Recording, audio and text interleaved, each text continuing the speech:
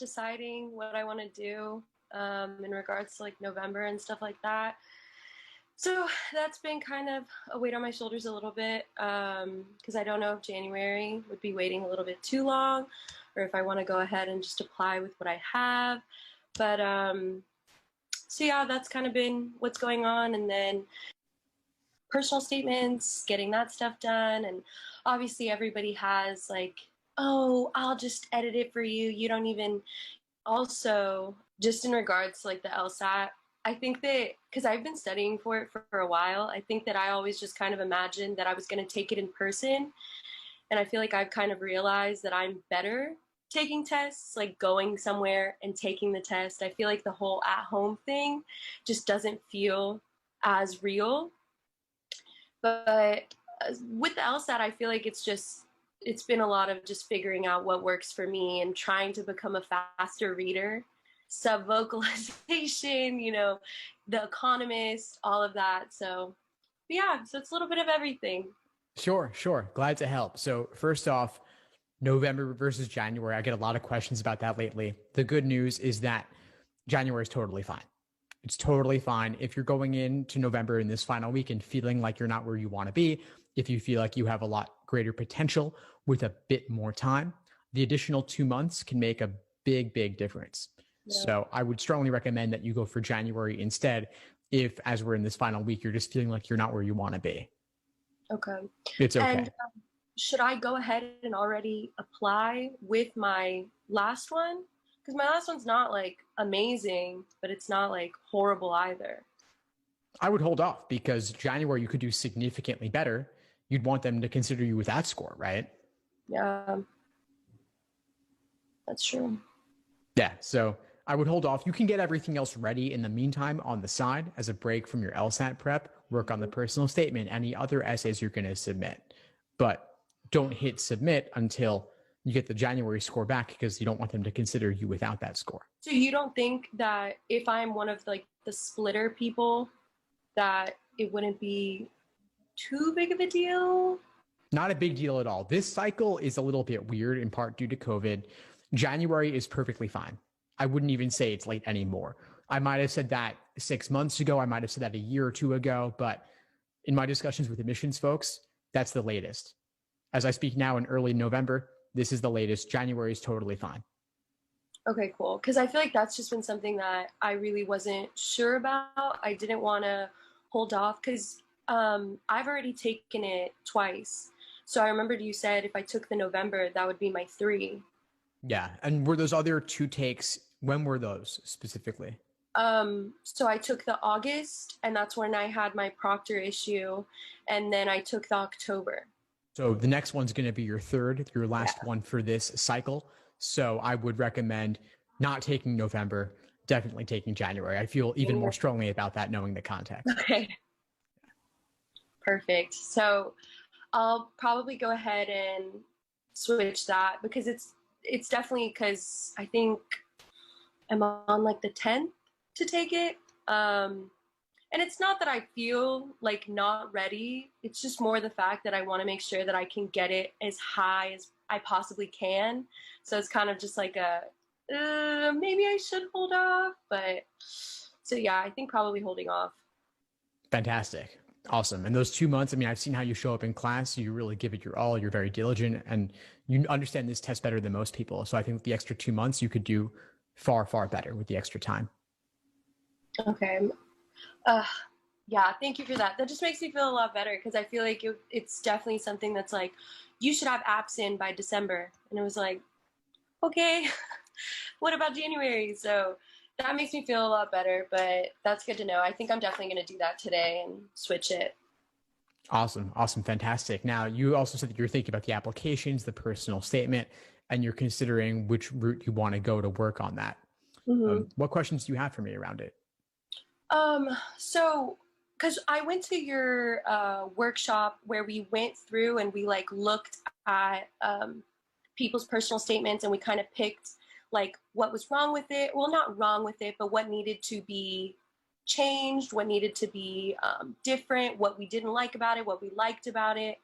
And I felt like that was super helpful because it kind of gave me more of like a this is what they're looking for. Maybe stay away from quotes, stay away from these things. But do you think, I've always been like a naturally stronger writer. I was a history major, so lots of writing, lots of essays.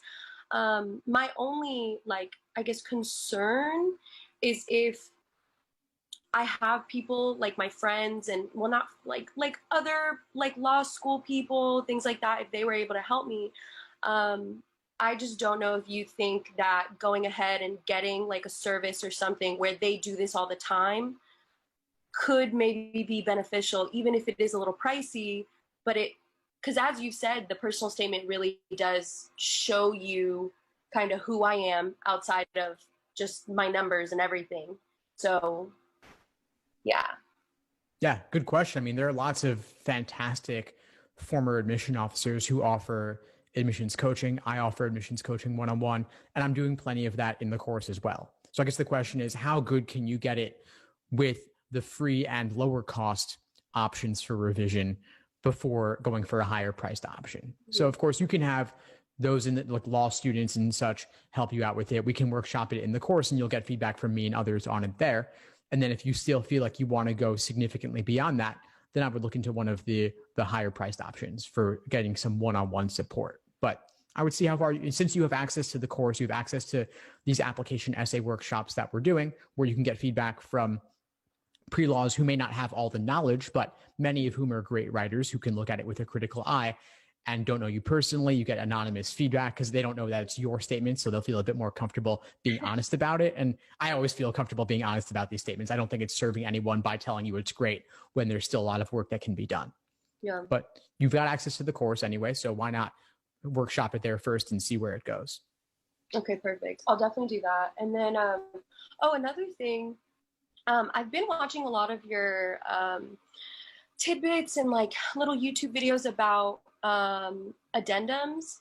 And so my GPA is not like a horrible GPA, but definitely freshman year, I was going through some things. And so my GPA in that sense, it definitely knocked me down. After that, which I know you've talked about, like how was like was it like at the end you were bad? Like, no, it definitely shows that like towards the end, like I did really, really well.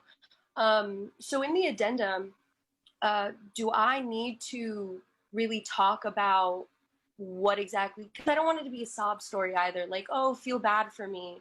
I want it just to be more of like a, hey, these are the facts, this is what happened.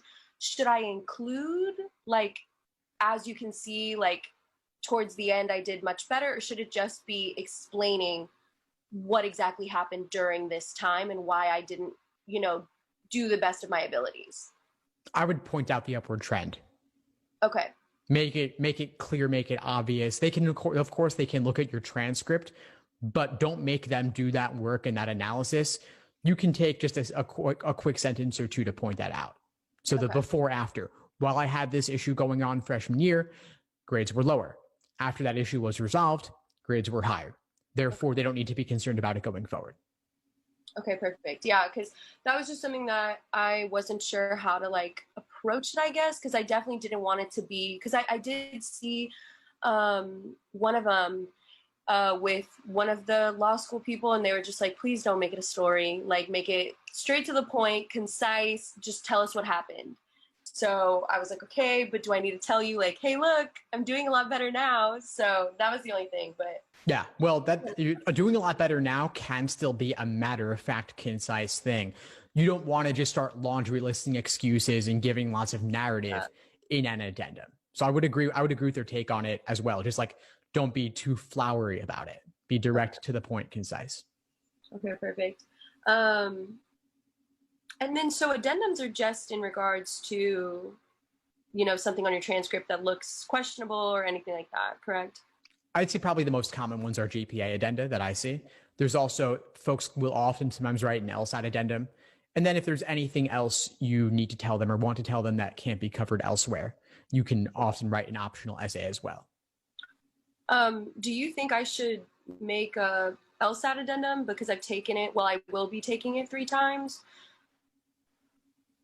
You can, if you want. You mentioned that the August LSAT, there were proctor issues, right? So yes. If you wanted to, you could say something very concise about it. If you already have a GPA addendum, though, you may not want to do an extra addendum for that. Especially, I mean, in that last year, and when there was the digital LSAT transition to the tablet format, lots of tech issues there.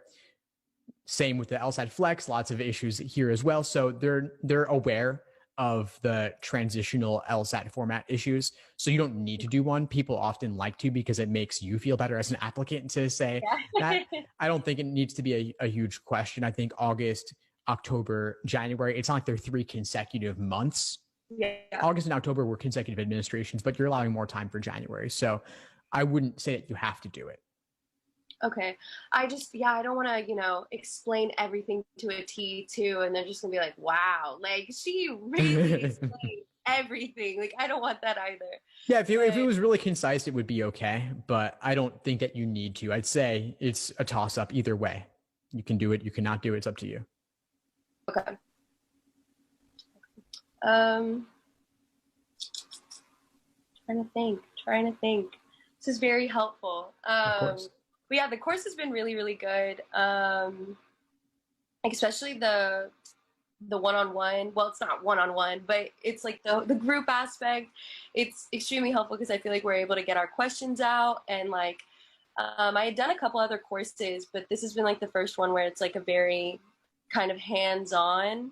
And I feel like it's definitely helped with like my approach. And also I was really nervous doing the logic games thing, but it also was like reassuring, like, okay, I actually know what I'm doing, at least in like one of the sections, But yeah, I feel like my main thing probably going into January is just really, really, I've been honing in definitely on the harder logic games, but I think with the LR, I've definitely been like splitting them up into the types of questions and really trying to figure out which ones are getting me stuck and like which ones I feel like I'm just wasting so much time on.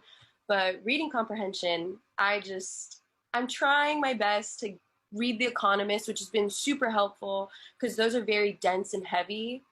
But the sub-vocalization, that's something that I've kind of been looking into because I saw on yours, it was like Spreeder. Yeah. I've also been trying to listen to like podcasts faster so that like my brain is processing things faster. So I'm hoping those help. Cool. Well, I'm glad that you've been finding the course useful. It's been fantastic to have you in it. Your presentation was great on logic games. And that's part of why I do those presentations, to let students build their confidence and show that you've got it and learn by teaching as well. And so if you ever wanted to do one on reading comprehension, I'd be happy to have you do that too. And come to the reading comp deep dives. We've been running pretty consistently. Those have been great. I'm doing another one tonight. And that's a place where we can talk about things like the sub-vocalization as well. We can always bring that in and bring in just ways to more deeply understand the passage and find those key portions that really just break it wide open. Okay. Well, I will be there. Fantastic. Well, it was great connecting with you, Jessica. Keep at it, and I'll see you then. Thank you so much. Of course. Bye. Bye. Thanks for tuning into the show. Please subscribe if you haven't done so already to be notified of new episodes as I release them. And feel free to reach out if you need anything at all as you move forward with your prep. I'm happy to help however I can. In the meantime, I'll wish you all the best and take care.